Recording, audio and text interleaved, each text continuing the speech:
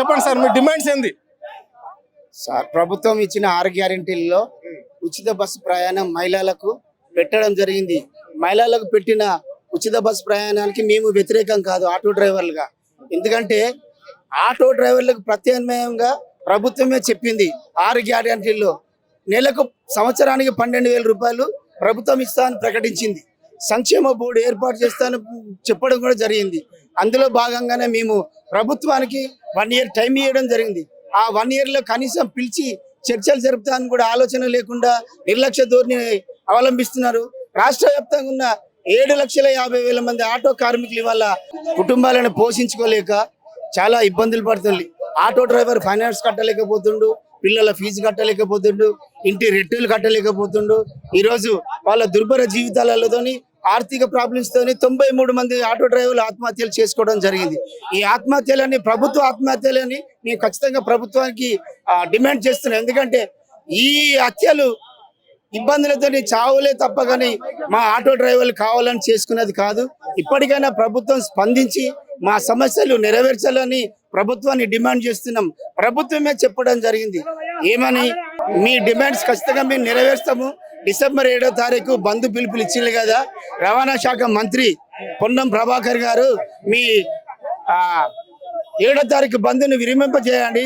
ప్రభుత్వంతో సీఎం రేవంత్ రెడ్డితో చర్చలు జరిపి మీ సమస్యలు సాల్వ్ చేస్తామని కూడా హామీ ఇవ్వడం జరిగింది రవాణా శాఖ మంత్రి గారు.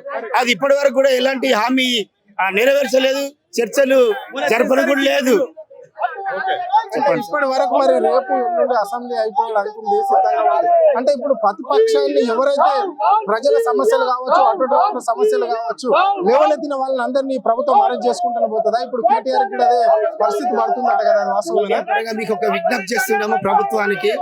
ఇప్పుడు ప్రతిపక్షంగా ఉన్న BRS party working president KT Ramarao గారు, ఎందుకంటే ప్రతిపక్షం ప్రజల పక్షాన ఉంటది కాబట్టి ప్రతిపక్షం మా సమస్యలు ప్రభుత్వం దృష్టికి తీసుకుపోయేదానికి ఇవాళ 30 మంది ఎమ్మెల్యేలతోని అసెంబ్లీకి మా కాకి చొక్కా వేసుకొని మద్దతు తెలిపి పోవడం జరిగింది. అయినా కూడా ప్రభుత్వం నిర్లక్ష్య ధోరణి వహించి మా సమస్య మాట్లాడకుండా నిర్లక్ష్యం చేస్తుంది. ఇంకా నిర్లక్ష్యం చేస్తే మా ఆటో డ్రైవర్లు చనిపోయే ప్రమాదం ఉన్నది. కాబట్టి దయతో సీఎం రేవంత్ రెడ్డికి కాంగ్రెస్ ప్రభుత్వాన్ని మేము విజ్ఞప్తి చేస్తున్నాము. మా ఆటో డ్రైవర్ల ఆత్మహత్యలు ఆపాలి, వెంటనే సమస్యలు పరిష్కారం చేయాలని సీఎం రేవంత్ రెడ్డి గారికి విజ్ఞప్తి చేస్తున్నాం. ఈ అవకాశం వచ్చినందుకు. ना 7 तारीख को धरना जो था यूनियन के तरफ से और पार्टी के तरफ से, रेवंत रेड्डी साहब बात करने के लिए कुछ नहीं है ऑटो वालों के ऊपर। और जो है सो ऑटो वालों को बहुत सारी चीजों का प्रॉब्लम का सामना करना पड़ रहा। बच्चों के स्कूल के फीसा नहीं कर रहे, हॉस्पिटल का खर्चा नहीं निकल रहा, उनके घर के खर्चे नहीं कर रहे, घर के किराए नहीं निकल रहे, घर के खर्चे नहीं निकल रहे, घर के किराए नहीं निकल रहे। उसके बावजूद रोड पे जो गाड़ी लेके निकल रहे, उनके गाड़ी के किराए नहीं निकल रहे, गुत्ते नहीं निकल रहे। उन्होंने फाइनेंसा निकालना, घर के खर्चे निकालना। 1 मिनट रुको जी, फाइनेंसा निकालना, क्या निकालना बोलो आप। ऑटो वाले आज जो मर रहे, मरने की वजह कांग्रेस हुकूमत है। बीआरएस हुकूमत में जबकि 10 साल इख्तियार में थी बीआरएस हुकूमत, आज तक ऑटो वालों को उतना प्रॉब्लम ना हुआ जितना जो आज कांग्रेस हुकूमत में हो रहा है। सुबह में 7 बजे गाड़ी निकली तो शाम में 7 बजे जाने के बाद में 500 नहीं कमा सक रहा ऑटो वाला। रैपिडो बंद होना, ओला बंद होना, उबेर बंद होना, 2 व्हीलर पूरा टोटल मुत्तम बंद होना, रैपिडो पूरा बंद होना। और हमारी डिमांड है अगर वो बंद नहीं करेंगे, बस सेवा भी बंद करना। बस सेवा बंद नहीं करेंगे, महीना 12,000 रुपये ऑटो ड्राइवर को देना। आज जो ऑटो ड्राइवर इतने हालत इतने परेशान है, आप सोच भी नहीं सकते उतने परेशान है। కాంగ్రెస్ ప్రభుత్వం వచ్చి సంవత్సర కాలం పూర్తి చేసుకున్న సందర్భంగా రేవంత్ రెడ్డి గారు ఏదైతే మహాలక్ష్మి పథకం అమలు చేసిండో ఆ పథకాలల్లో మాకు సంబంధించిన ఒక్క పథకాన్ని కూడా నెరవేర్చలేదు. మార్పు అని ఆటో డ్రైవర్లతోనే మార్పు మొదలు పెట్టాడండి. అదేవిధంగా ఆటో డ్రైవర్లు గత సంవత్సరం నుండి ఎన్నో ఇబ్బందులు పడతారు, ఎన్నో కష్టాలలో ఉన్నారు. ఆటో డ్రైవర్లు కరెక్ట్గా ఒక పూట భోజనం తింటామంటే కూడా వెళ్ళలేని పరిస్థితులలో ఉన్నది.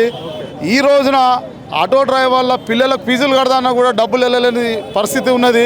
కానీ అయ్యా రేవంత్ రెడ్డి గారు, మా ఆటో కార్మికుల పక్షంగా విన్నపం చేస్తున్నాం. ఏంటంటే మీరు అనుకున్న పథకాలను నెరవేర్చండి, కానీ ఆటో డ్రైవర్లకు కూడా ఆటో డ్రైవర్లకు కూడా మీరు ఒక సంక్షేమ బోర్డు ఏర్పాటు చేయాలని మేము ఆటో కార్మికుల పక్షంగా కోరడం జరుగుతుంది. అదేవిధంగా ఆటో డ్రైవర్లు సశక్తి మీద బతకటోళ్ళండి, ఎవరి మీద ఆధారపడి బతకటోళ్ళు కాదు. దయచేసి ప్రభుత్వం గుర్తించాలి.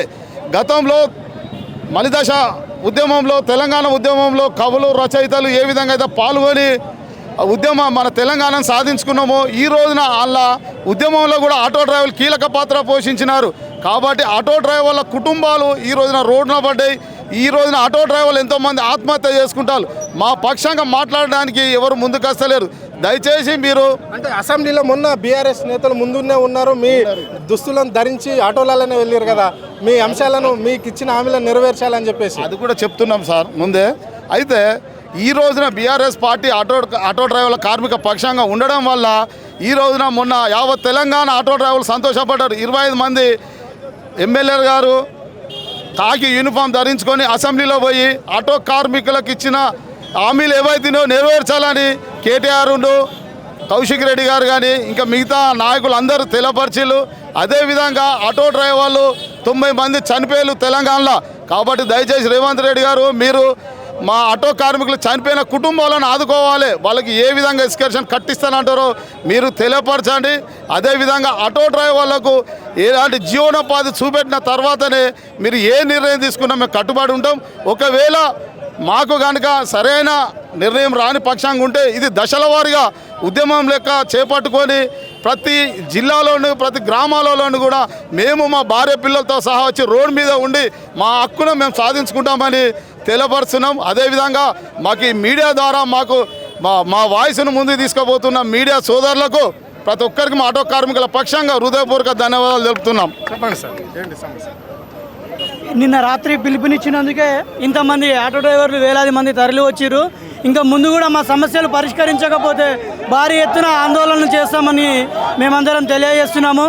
ఈ సంవత్సరం నుంచి మమ్మల్ని చాలా ఇబ్బందులు పాలవుతున్నాం. ఆటో డ్రైవర్లు మొత్తము ఆటోలు నడవక చాలామంది ఇబ్బందులు పడుతున్నారు, కుటుంబాన్ని కూడా పోషించుకోలేకపోతున్నారు. ఆటో డ్రైవర్లు ఇలా రోడ్డు మీద వచ్చడానికి కారణం ఈ రేవంత్ రెడ్డి గారు సీఎం అయిన తర్వాత 6 గ్యారెంటీల పథకాలు తెచ్చి మమ్మల్ని రోడ్డు నేలపాలు చేసిండు. ఎందుకంటే ఫ్రీ బస్సు వలన ఏదో ఆయన మెప్పు పొంది ప్రజలతో సీఎం అయ్యిండు అని అనుకుంటుండు, కానీ ప్రజల మనమన పొందలేదు. ఇప్పుడు కాక ఎలక్షన్స్గా పెడితే అడ్రస్ లేకుండా పోతాడు. అదే వెనుకట శాస్త్రం ఉండేది, 100 అబద్ధాలు చేసి ఒక పెళ్లి అన్నాడు. అన్ని 100 అబద్ధాలు ఆడి సీఎం అయింది తప్ప ఇంకా చేసిన ఘనత ఏమి లేదు అని చెప్తాను.